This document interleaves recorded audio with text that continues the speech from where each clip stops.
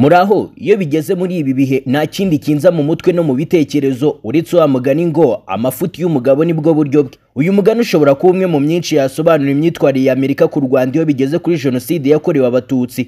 Imyaka 31 irashize Amerika yarigize ndigabo yaranze guhindura imvugo yayo kuri jenoside yakorewe abatutsi n'ubwiza ukuri. Hanini kubera igisebo n'ibisa n'ikimwaro nako nubundi ni nacyo biterwa no kuba ntacyo yakoze ubwo ubugizi bwa nabi bwabaga mu Rwanda, ahubwo iki gihugu gifatwa nk'igihangange kigahitamo gukunja amaboko gusa kikarebera. Ngiye byaba tipe birancanga pe, ibaze ko imyaka 31 ishize mu Rwanda habaye amahano. Muri iyo myaka yose politiki ya Amerika ikaba itagihindukaho na gato ngo ihe agaciro jenoside yakorewe abatutsi mu Rwanda. Nyamara abakuru b'iki gihugu basimburana buri munsi ariko nta n'urarusha undi ubwenge. Asiki noneho n'igitangaje, umwe mu babonesheje amaso yabo jenoside yakorewe abatutsi mu Rwanda akanayivuga mu ruhame yageze ku butegetsi amera nkaho ntacyo yigeze anamenya.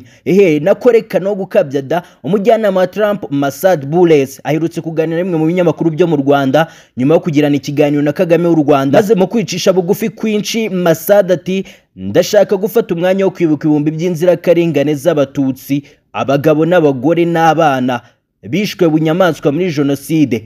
Twifatanyije n'abarokotse twibuka ibi bikorwa byaganishije ku byaha ndengakamere, kandi turibuka abahutu, abatwa n'abandi bishwe barwanya jenoside. Wabyumvise cyangwa tsubira inyuma? Oya nako utabyumvishe yijyane. Mbere yo gukoresha amagambo apfobya jenoside byari byiza umurebye ku maso ukabona atandukanye n'abandi banyapolitike ba Amerika, ukabona ko isura isa n'iy'umuntu ucisha make udakunda kuvuga menshi, ariko mu mwanya muto wese yerekana ko ntafuni ntaruge. Ubwo tuba turumiye twifata ku munwa ku mugani wa muhanzi. Gusa ngereka amabwire ko bitanunguye pe, kandi aho byatungura yaba yigiza ngana kuvuga ko iyi mvugo ya Bolas atari nshya kuko bimaze kuba nka misa ya mbere nyuma y'uko Amerika yanze gukoresha umubare nyakuri w'abatutsi bishwe muri jenoside igatsimbara ku bihumbi 800 byavuzwe na General Romeo Dallaire mu mwaka w'1994 agenekereza. Yatangiye no kotsa igitutu ibindi bihugu ngo aba ari wo mujyo bifata. Bimwe byarayumviye, gusa Loniza gutangaza ko umubare wemewe ari abasaga miliyoni, kandi mu Rwanda icyaba ari jenoside yakorewe abatutsi kuzana amandi moko biba ari ugupfobya.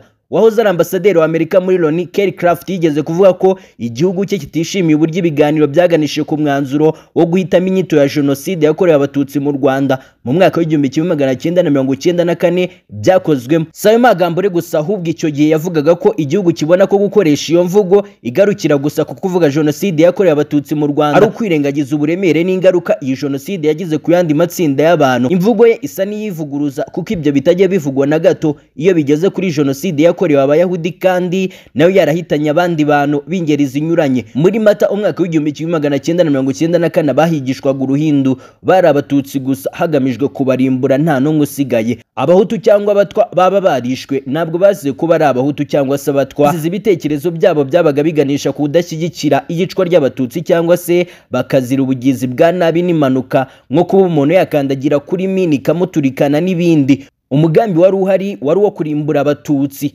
Usesenguye impamvu Amerika yahisemo gufata umurongo wo gupfobya jenoside yakorewe abatutsi wabibonera mu mateka y'uburyo iki gihugu cyitwaye ubwo mu Rwanda abatutsi bicwaga bunyamaswa. Ku Banyamerika bamwe ibyabaga mu Rwanda byari ubunyamaswa bw'Abanyafurika bakunda kwicana ku buryo batigeze bita ku biri kuba icyo gihe mu mwaka w'1994, yewe kugera no kuba ari umukuru w'igihugu icyo gihe kuwa 15 Werurwe mu mwaka w'1998 ubwo Bill Clinton yageraga mu Rwanda bwa mbere. Yahuriye ku kibuga cy'indege n'itsinda ririmo abarokotse jenoside. Icyo gihe yumvisha ubuhamya bwabo biramurenga cyane ko hari hashize imyaka 4 gusa jenoside yahagaritswe kuri benshi, ibikomere bikiri bibisi. Uyu mugabo yafashe ijambo ababwira ko yicuza kuba ntacyo yakoze no kuba ntacyo umuryango mpuzamahanga wakoze mu guhagarika jenoside. Perezida Kagame yigeze kuvuga ko imyitwarire ya Amerika itakimutangaza ko muri 2014 yigeze gusaba ko hakandikwa ibaruwa ibwira Amerika ko ikwiye guha agahenge u Rwanda mu gihe cyo kwibuka. Nyamara n'ubwo ibi byose byabaye, bimwe mu bihugu byari byaranze kuva ku izima byahisemo kugarukira u Rwanda no kuruha agaciro. Leta ya Texas yerutse gushyira hanze itangazo rivuga amateka ya jenoside yakorewe abatutsi uko ari. Ivuga ko tariki ya 7 Mata ari umunsi isi yose yibuka abatutsi barenga miliyoni 1 bishwe. Yavuga ko nk'Abanyamerika bakwiye kwigira ku mateka yabaye mu Rwanda bagafata ingamba zikumira ko abantu bakongera kubura ubuzima ku mpamvu zidasobanutse. Guverineri wa Texas Greg Abbott yasabye abaturage bose ba Texas kubaha ibihe byo kwibuka kandi bakibuka mu buryo buboneye. Icyo nzi cyo twarashibutse kandi nitwashize. Inarikunda ibitekerezo by'abagore niko nitwa ubwo ndabasezeye.